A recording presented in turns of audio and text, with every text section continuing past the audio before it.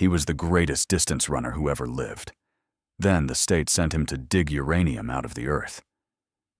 Emil Zátopek was born in 1922 in Kopřivnice, a small industrial town in Moravia, the eighth of 9 children in a working-class family. He did not begin running seriously until he was forced into it. At 18, recruited by a shoe factory to participate in a company race, he finished second, despite having done no training. He found something in it. He kept running. He ran in a way that looked wrong. His head lolled to one side, his face twisted with effort.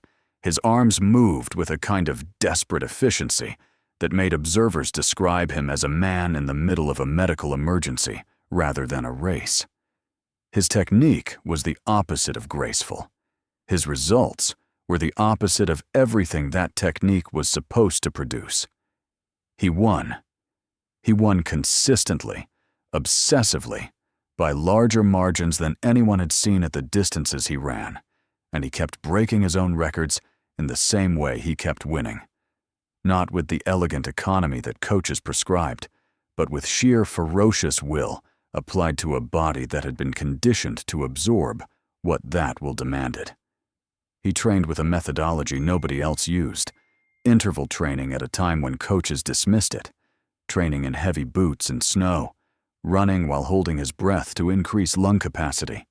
He was his own scientist, his own coach, his own data set. He improved by doing more than anyone thought survivable.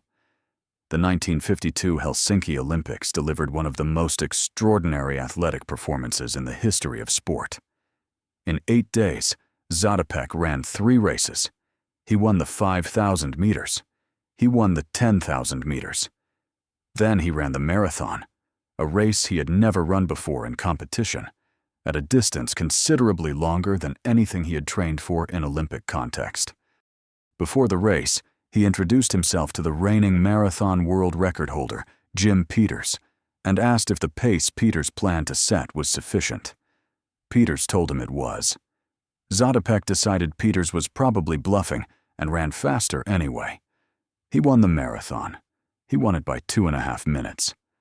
No one has won 3 individual distance gold medals at a single Olympics before or since. The triple is not simply rare.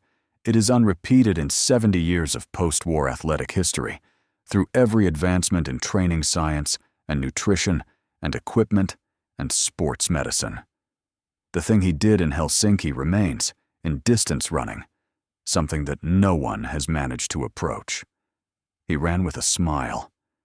This is the detail that everyone who watched him remembered, the expression of apparent enjoyment on a face that was simultaneously contorted with effort, the grin that looked involuntary, as if the body's machinery was suffering while some deeper part of him was having the time of its life. He was not performing joy. He was experiencing something that most people who run hard have never experienced, because most people who run hard have not conditioned themselves to find the far side of physical suffering a place they want to be.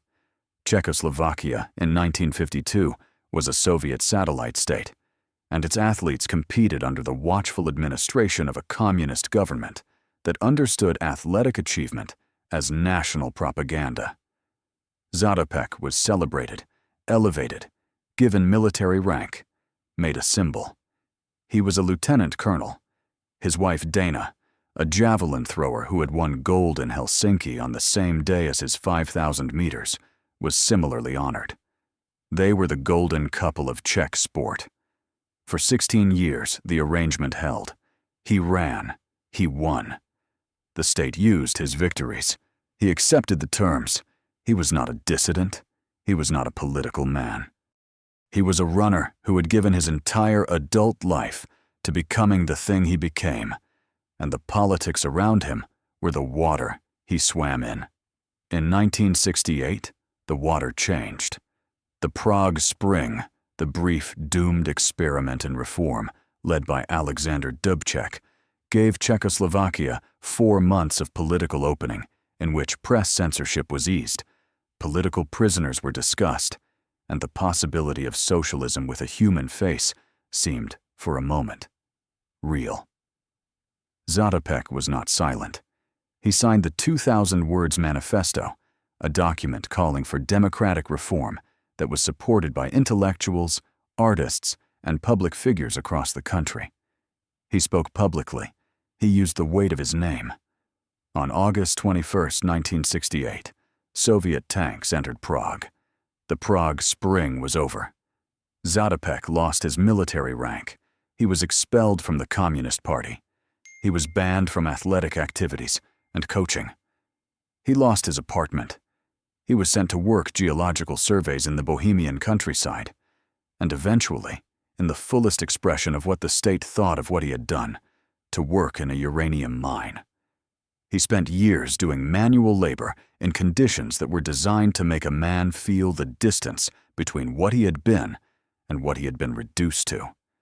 He was in his 50s by then, the legs that had carried him through Helsinki no longer capable of what they had done, the body that had once absorbed training loads that broke other men, now breaking under the weight of something different. He was rehabilitated after 1989, when the Velvet Revolution ended communist rule in Czechoslovakia. He received his medals back.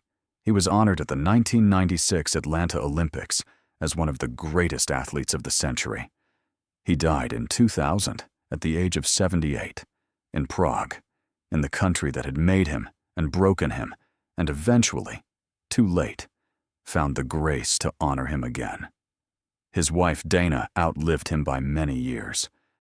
Emil Zátopek spent his life running toward things, records, medals, the outer limit of what the human body could sustain. He did not run away from the thing he believed in 1968 when the tanks came. He stood in the road and said what he thought and accepted what followed. The miner's boots were heavier than the racing flats. He wore them anyway.